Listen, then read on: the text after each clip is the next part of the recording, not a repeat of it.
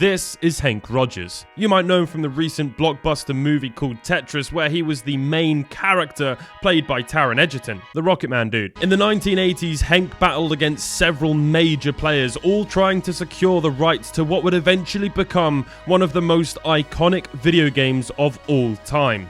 It was Henk who was responsible for Tetris being packaged with every Game Boy. The creator of Tetris, Alexey, developed the game in Soviet Russia on government-owned computers, meaning the game was considered state property. After Henk secured the rights, he ensured Alexey was rightfully compensated and globally recognized for his work. The movie tells this incredible story, but now Henk has released a book, and the book goes into far more detail and contains some unbelievable stories from behind the meeting room doors of Nintendo. Today, I get to sit down and chat with Henk and ask him all about his career, and most importantly of all, show him an insanely rare version of Tetris that even he had never actually seen before. This is the Henk Rogers interview.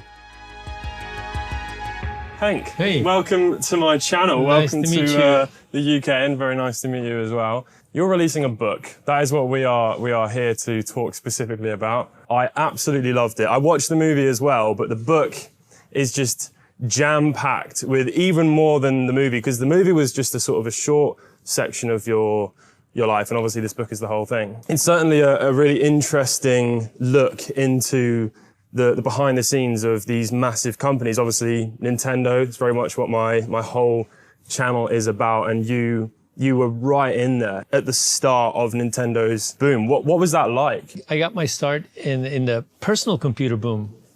That's when I first made my first game, and that's when I had my first hit. And Nintendo was just starting to happen at that time. Mm-hmm. My game was called The Black Onyx. It was a role-playing game. It was the #1 game in Japan in 1984. I remember a couple of years into it, a bunch of us personal computer companies, we wanted to make Nintendo games. 5 of us went to Nintendo. I think this is in the book. 5 of us went to Nintendo. And we said, we want to make Nintendo games. And Mr. Imanishi, #2, came out and said, you guys don't know anything about how to make Nintendo games. The answer is no. In that group, well, there was Falcom, there was TNE, there was my company, Bulletproof Software, but there was Square and Enix. Mm-hmm. So the Final Fantasy. Yeah, Final Fantasy and Dragon Quest. I mean, like, you couldn't have picked 2 more bigger companies in the future of Nintendo and tell them, no, sorry, we're not interested in publishing your games. And it was kind of indicative of the way Nintendo was operating at the time. Yeah. They wanted to In-house. No, it wasn't necessarily in-house. They said, well, we get games from the Japan Amusement Machine Association. That meant Taito and Namco and whatever, Jaleco. The coin-op format is a game that has an average playtime of 3 minutes. Right. And so that's what they thought Nintendo was, It's like fast-paced, quick gameplay. Short and simple games. Wrong. Yeah, very wrong. Obviously, Final Fantasy being a much longer than 3-minute quick game.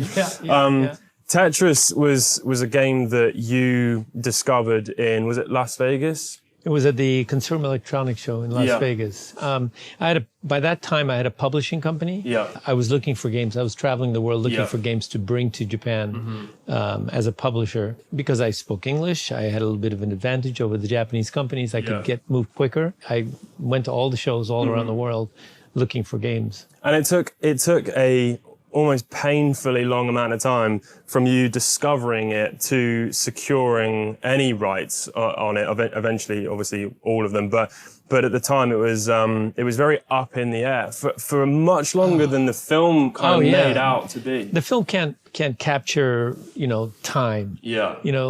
Basically, the whole Tetris story of the film took 1.5 years, and they squeezed it into 2 hours. So you can't blame them for rushing through some parts of what happened. But, I saw Tetris at the Consumer Electronics Show.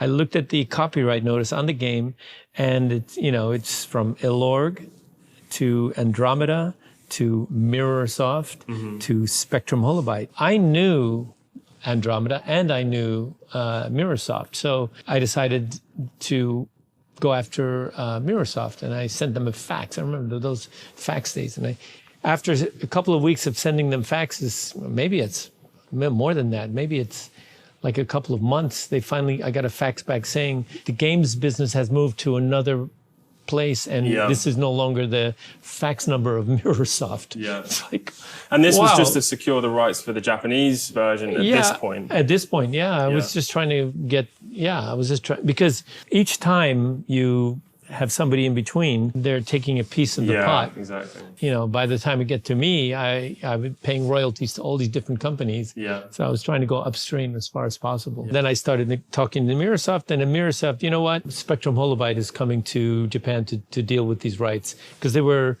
both owned by Maxwell at the time. Right. And so I could have gone with Spectrum Holobyte in the first place. Anyway, I think I did the right thing. Finally, Spectrum Holobyte came to Japan. They went to the biggest company in Japan, ASCII, and ASCII looked at Tetris and said, nah, it's too retro. Yeah. I love it. They were Tetris is still here. Tetris is long. ASCII is long gone. That's obviously a sign of the times with maybe them trying to push towards futuristic stuff, because like noughts and crosses, chess, Connect 4, I mean, they're not sort of groundbreaking games, but they will be here long after we will, and Tetris certainly the same. So Alexey, the actual gentleman who designed and created the game, you've ended up making sure that he's been brought very much into the spotlight of all of this and getting the recognition he deserves, and also getting paid. What do you think would have happened for him if you never got involved? Basically, he wouldn't have any rights to the game at all. Yeah. They would have just ripped him off. Do you think he would have fizzled out into not even having the recognition? So Elorg was incapable of running a licensing business. They didn't know anything about games. And so they would have licensed Tetris to whoever, and there would have been no brand management. Right. One of the things that I did when I got control of Tetris in 96 is, at the time, there were all these different versions of Tetris, and they were completely incompatible. There was the Game Boy and Nintendo version, which meant that you had to do everything while the piece is falling, and then once it touched something, it locked down. Yeah. And in the case of the Sega version, which is equally popular as an arcade game, you could drop the piece, and once it's dropped, you still rotate it. Yeah. And so the game was just intrinsically being played different. And this, when you rotate it while it's falling, I call it visual rotation. Mm-hmm. So it looks like it's rotating. The Sega version, because it had to be able to rotate once it's landed, the piece looked like it's jumping around. It didn't actually look like it was rotating. So how do you get those two completely different ways of rotating a lockdown to actually become one? And I think we did a pretty good job, and we created a guideline that everybody follows now. Yeah. While the piece is falling, it's doing Nintendo rotation. Once it's landed, it does Sega rotation. Got a bit more time to just adjust it. Yeah, it is weird when you go between the versions. Like I remember when I played on the mobile game, and then I went back to the Game Boy, and I was thinking I've got loads of time to rotate this piece, and then it locks in, and you're like, oh yeah, I forgot. It just locks straight in. I've brought a couple of things with me I wanted to show you. Firstly, if this doesn't summarize my YouTube channel better, then I don't know what will. This is the Long Boy. So this was a video that I made called Making the Game Boy Longer for No Reason. So it does actually work fully as a Game Boy. But why? Well, the video is called I Made the Game Boy Longer for No Reason. Oh, right. So there absolutely was no reason. Mind if I touch it? Yeah, absolutely. Yeah, feel free to take it out as well. The base just slides out. I see. Wow. The problem is it's top heavy. It is top heavy. That's because the power and everything is up here, and then I actually just cut another Game Boy circuit board to put down here, and then I just extended the battery contacts. Because I glued in the screen lens and then dremeled around and filled it with body filler and then painted it. Amazing. And then this is a test cartridge. So this is actually technically a Nintendo property. Oops. And this is an original test cartridge. So this is for Nintendo service employees to test the buttons on Game Boys, either before they were actually, sold through quality control. Yeah, it says controller, nantoka cartridge. So that's literally controller. It says controller. I can't read the kanji. Right. But this I can read. But that is like ancient Chinese character. What do you think, if you were to guess, it could actually mean? I would say a controller research. Research. Okay, yeah, that makes sense. Maybe it's development. Development. Yeah, maybe it's R&D development cartridge. Because in the movie, you were depicted as being one of the first people to actually see the Game Boy before it was released. Was that not totally accurate, or? You know, we all knew the Game Boy was coming out. What's it called? It's called the Game Boy. Go ahead, try it. By the time I went to Seattle, to Redmond, to meet with Arakawa, Game Boy was already out in Japan. So I didn't go to Redmond and like, oh my God, new device. Okay. I had done a previous business with Arakawa, president of Nintendo at the time, to make a joypad. Yeah. It was called NES Max. Yeah. And I sold him 2 million of those. Mm-hmm. And so I would negotiate. The sliding. Yeah. I would negotiate it with him on a monthly basis. Mm-hmm. He was trying to get the price down. I would negotiate with the manufacturer, 100,000 pieces, 100,000, 100,000. Mm-hmm. Finally, when we'd gotten, 10 iterations of 100,000, look, you want the price to come down? Order 1 million. And then I'll get the price to come down, way down. And he did. That's cool. So I was in that kind of relationship with him, negotiating. I guess it must have been after CES, because in '89, I remember going to Redmond and meeting with Arakawa and say, you should include Tetris with Game Boy, because I knew they always had a policy of including a game. And his answer was, why should I include Tetris? I have Mario. I said, well, if you want little boys to buy your Game Boy, then include Mario. But if you want everyone to buy your Game Boy, then you should include Tetris. Yeah. And then he called in his experts, whatever. Mm-hmm. And they said, yeah, that's true. And everyone was playing the game at this point, or was it just a bit after this? Everyone was playing it in Nintendo. Everyone was fixated. So it already had been, we had already released the product on the NES in Japan, on the Famicom. Yeah. And so everybody in Nintendo in Japan was playing during lunch and after work and all that. That leads me to talk about a story with Yamauchi, because when I first started getting ready to release the Famicom version, I sent my guys out to go get initial order, and they came back and they got 40,000. 40,000 sounds like a big number, but it's not enough to become a hit. Mm-hmm. In order for a game to become a hit, you have to have a minimum of 200,000, and 40,000 just wasn't enough. So I set up a meeting with Mr. Yamauchi, which I always did when I had a problem.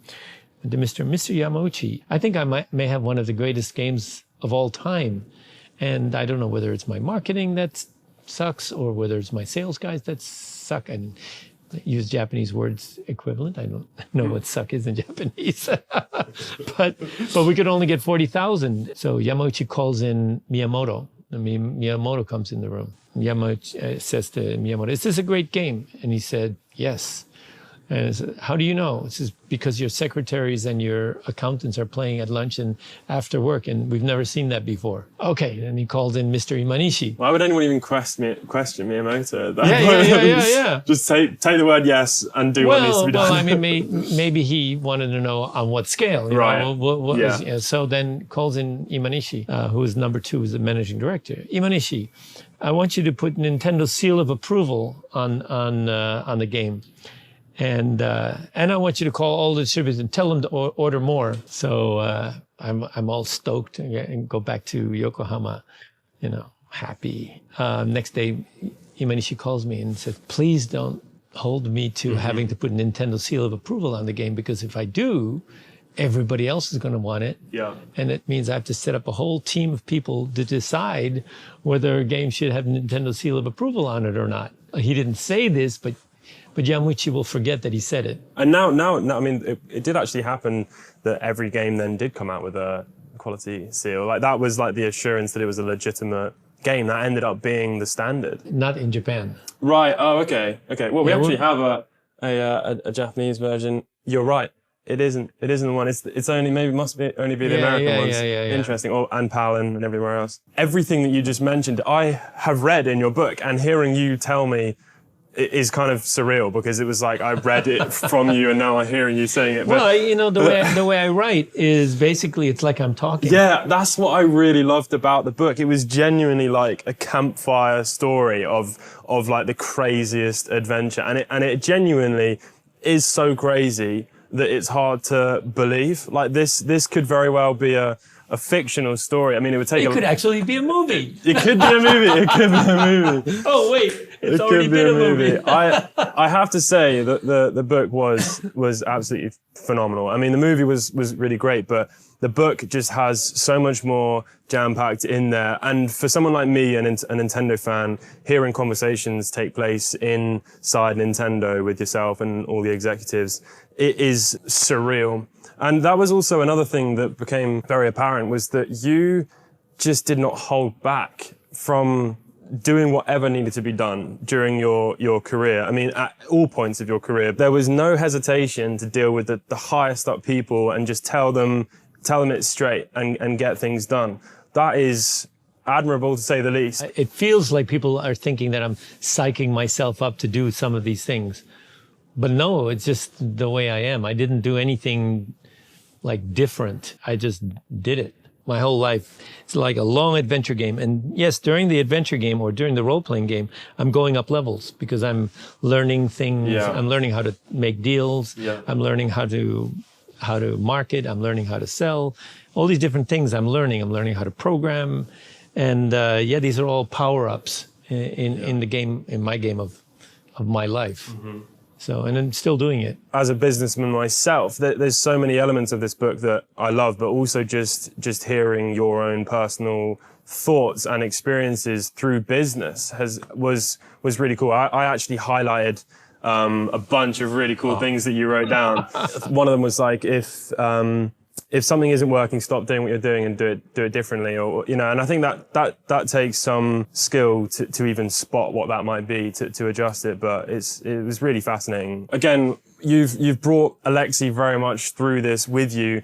Alexey has his own little boxes throughout the book of comments made. Right. That is like not only awesome, but there are so many times where it's just hilarious, like the elevator situation. Yeah. Like you were just going on and on about the elevator, and then he was eventually like, "There was nothing wrong with the elevator." Yeah. Like, I love that. So yeah, it's funny. Alexey and I couldn't be more different. I like to adventure. He likes to plan things. He likes classical music. I like rock. And the way we think about games and the way we think about life, just basically different. But we complement each other. If we happen to be in the same jurisdiction, like I lived in Seattle for 2 years, every second day, bottle of wine.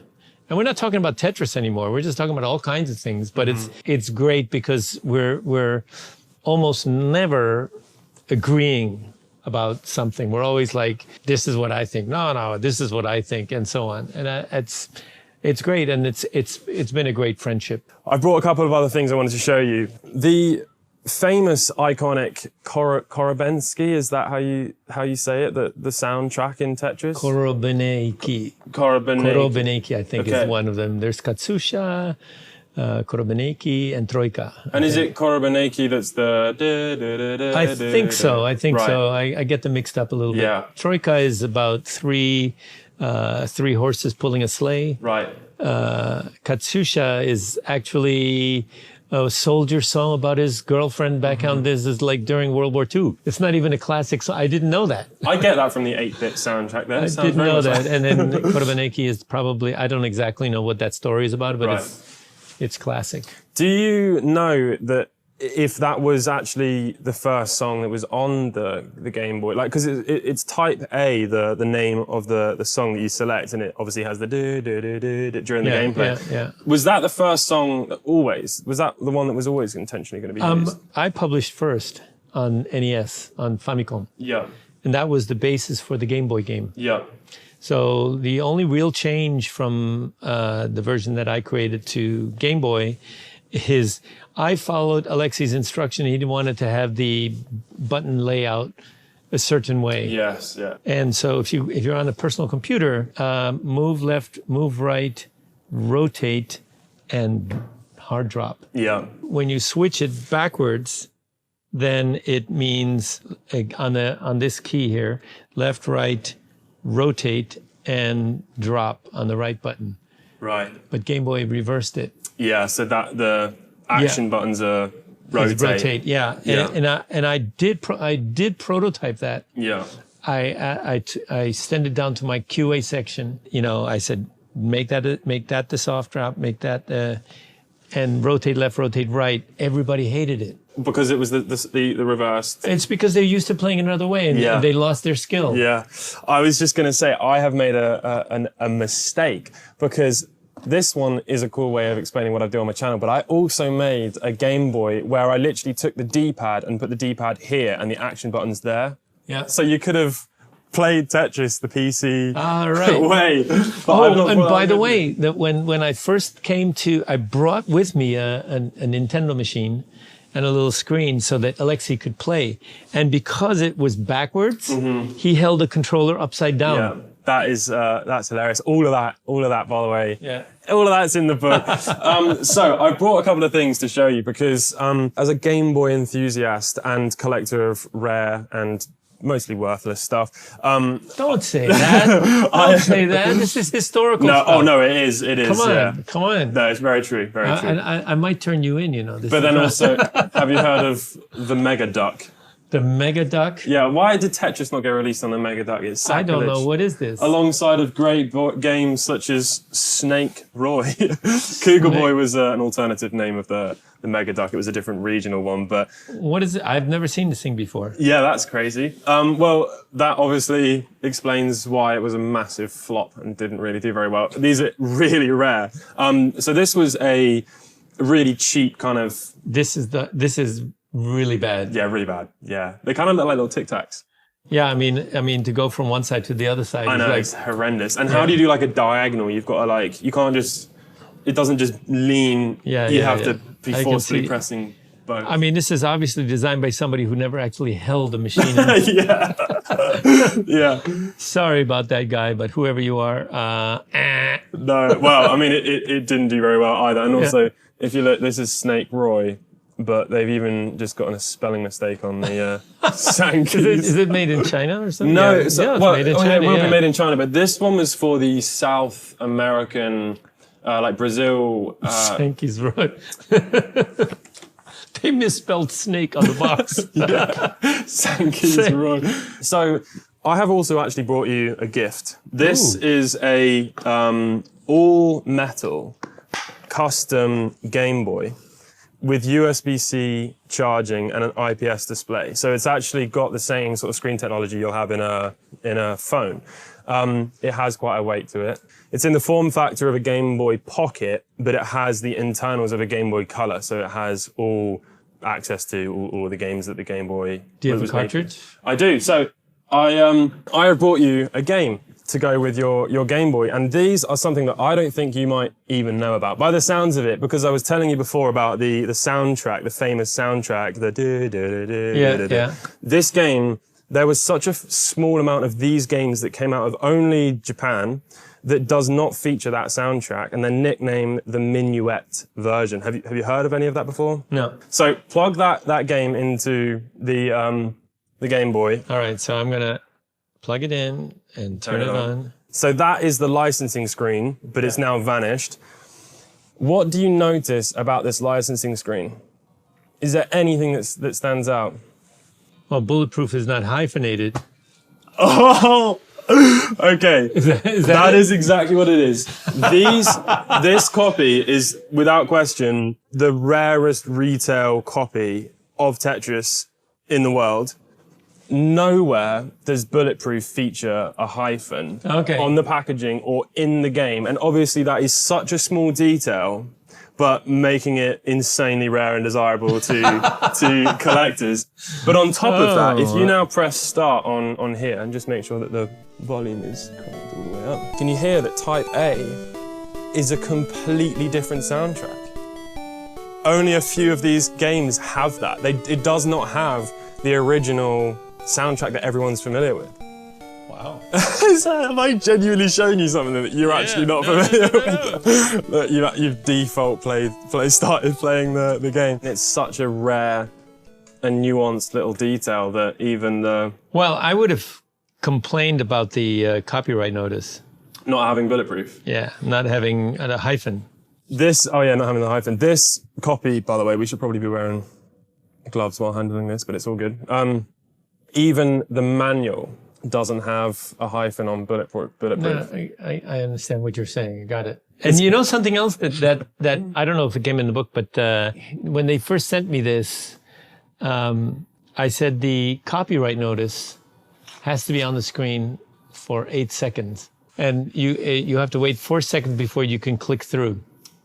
That was actually like a intentionally designed. Yeah, I ordered Nintendo to do that, and they did it because it's a long copyright notice. It's got all that stuff on it, and I don't want to just like, bang through. I said, that's one. The other thing, when they first came, sent me the master, I played it, and I said that the pieces aren't random. Oh, they had a formula to the way that they were coming in. Well, they have a random number generator that didn't produce true random numbers. Right. These are not random. Yeah.